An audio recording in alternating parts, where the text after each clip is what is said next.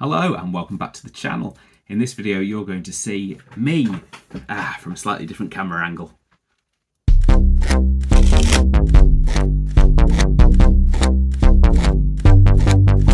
The Great Woo, the Great Woo Ding, the Great Woo Ding's gonna do a thing.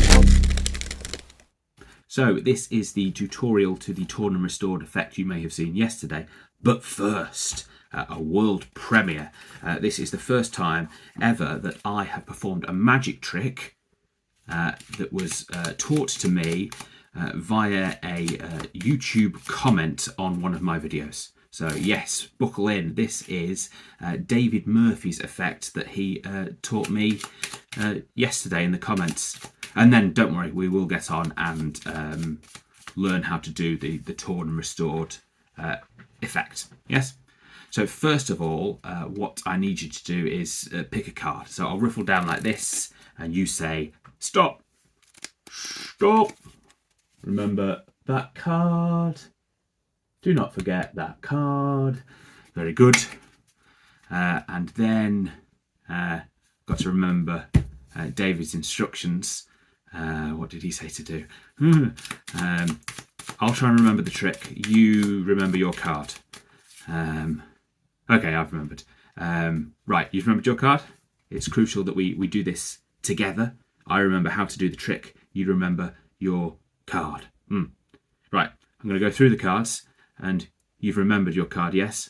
Stop me when you see it. I can't stop you when I see it because I didn't see it. I didn't look at it. It was your card, yours alone, with, of course, with the 17 other people that are watching this video. Right, I'm assuming you haven't seen your card. You've seen Mark Smith's card. Yeah, he likes the torn and restored trick. Yeah, he did. But you've not seen your card because David Murphy says your card is in the box. One card. And one card only. Could it be, was your card the 7 of clubs? No, 7 of diamonds. Yes. And that is David Murphy's trick. And here now is the tutorial to the torn and restored trick, which is nowhere near as good as that. If you want to know how that was done, the tutorial is in, of course, David's comment on my previous video. So go and find it and read it. Anyway, here's the tutorial to the torn and restored trick. Goes like this. Spectator, pick a card and pick one face up. Doesn't matter if I see it. Let's say they have the ace of clubs. You take the ace and you get them to sign it. Now, the way you get them to sign it is you hold it on the face of the pack. And you get a pinky break under the top card and add their card to it. So now you're holding their card and an indifferent card under a pinky break.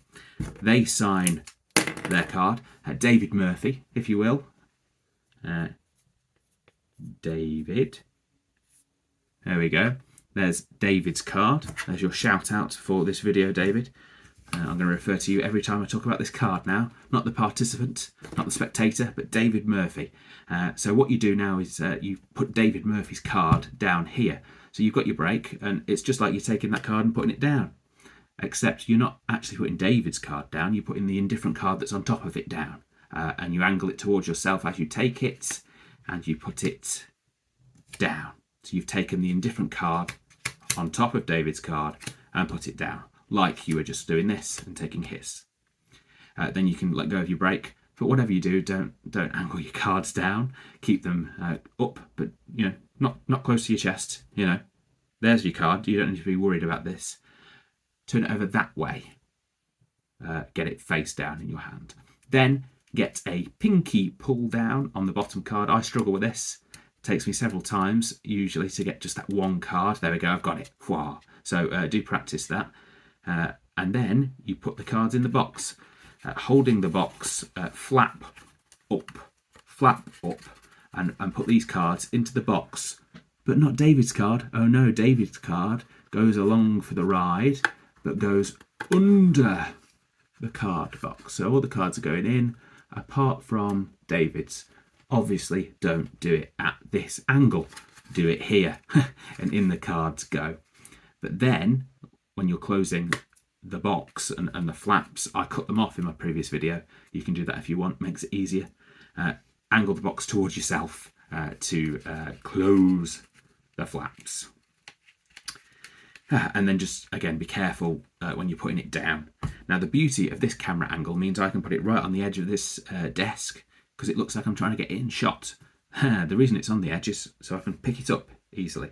If it was in the middle of the mat, it's possible to pick the pack and a single card up, but you've got to make sure you get it, because if you just go in too loosely, you will leave that card lying down. So practice that. If it's in the middle of the mat, practice picking them up as one and making sure you don't flash. But if you do have the benefit of the edge of a table, I'd put it there. Then draw their attention to their card. Don't show it to them, because it's not their card. It is not David's card. Sorry, their card. Your card. His card. David Murphy's card. Pick David's card up and rip it up. Try your best to get it into equal quarters. The smaller that these pieces are when they're put together, the better it will be, the easier it will be to hide them later on. Put them on your box. Make a joke about the barcode that you probably don't have, unless you want to go and buy a pack of these cards, or win an eBay auction and end up with 29 of them. Anyway, put your ripped cards there. Pick up your box carefully so you don't flash David's card. Transfer into your other hand. And then what you're doing is simply taking the pieces into your hand with your fingers and the card into your hand with your thumb at the same time. So in slow motion. Thumb under the box, fingers on top. Fingers take the card, thumb drags back the pieces go on top of the card as it comes out. You rotate, pulling those cards into finger palm and showing David's card. If you can put the cards into the box previously so that David's card comes out that way, that would be good. Didn't think about that. Immediately then transfer David's card to the box and hand them both out for examination. And they genuinely can be examined because there's nothing wrong with them.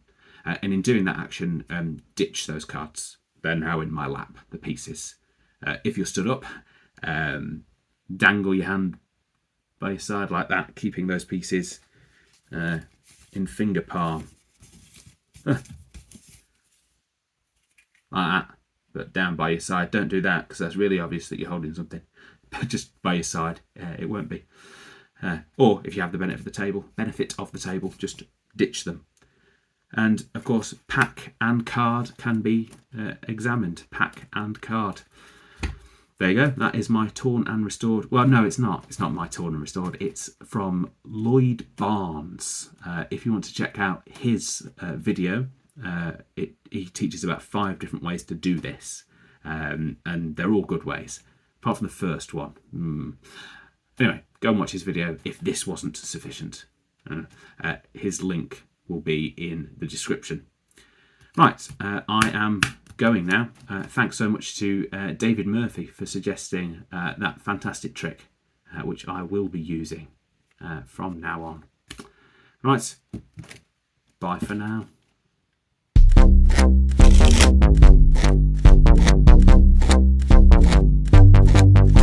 The Great Woo, the Great Woo Ding, the Great Woo Ding just did a thing.